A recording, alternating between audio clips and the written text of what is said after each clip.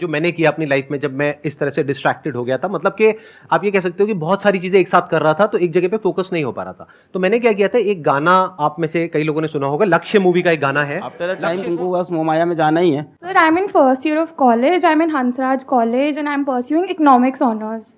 Sir, my question is that अभी last 2 years से pandemic था, लॉकडाउन था, सारे एग्जाम्स ऑनलाइन हो रहे हैं, हमें पता है हमने कैसे दिए ऑनलाइन एग्जाम।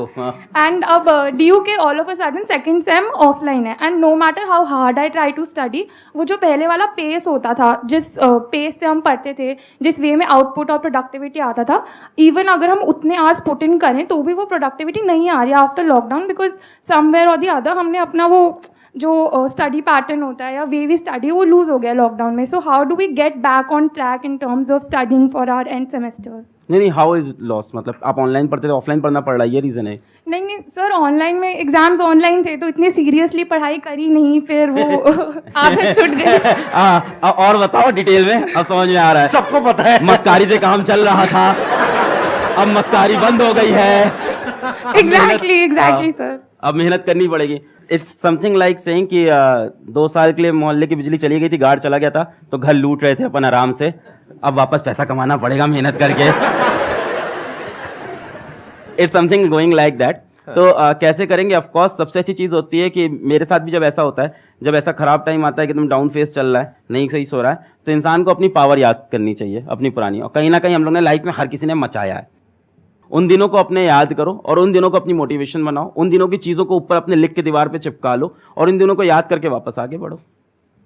इसका एक और आइडिया भी हो सकता है जो मैंने किया अपनी लाइफ में जब मैं इस तरह से डिस्ट्रैक्टेड हो गया था, मतलब कि आप ये कह सकते हो कि बहुत सारी चीजें एक साथ कर रहा था तो एक जगह पे फोकस नहीं हो पा रहा था। तो मैंने क्या किया था, एक गाना आप में से कई लोगों ने सुना होगा, लक्ष्य मूवी का एक गाना है, लक्ष्य को हर हाल में पाना है। उस गाने को मैंने लूप में लगा लिया था, मतलब दिन में 10 बार 20 बार 30 बार उस गाने को सुन रहा हूं।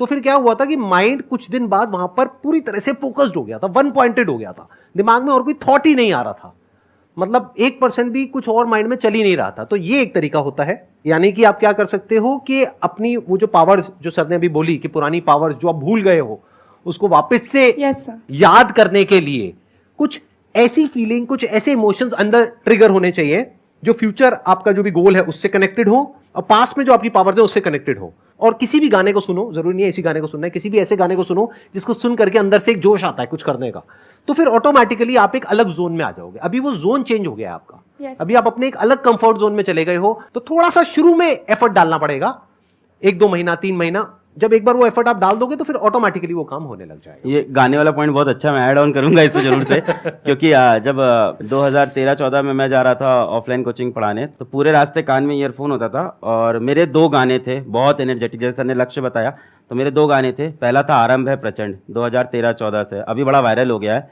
हम लोग तो तब के फैन हैं, उसके लाइन्स रटी हुई थी सारी। और वो गाना जैसे सर बता रहे हैं लूप में 10 बार 20 बार, तो you start imagining your self in that song.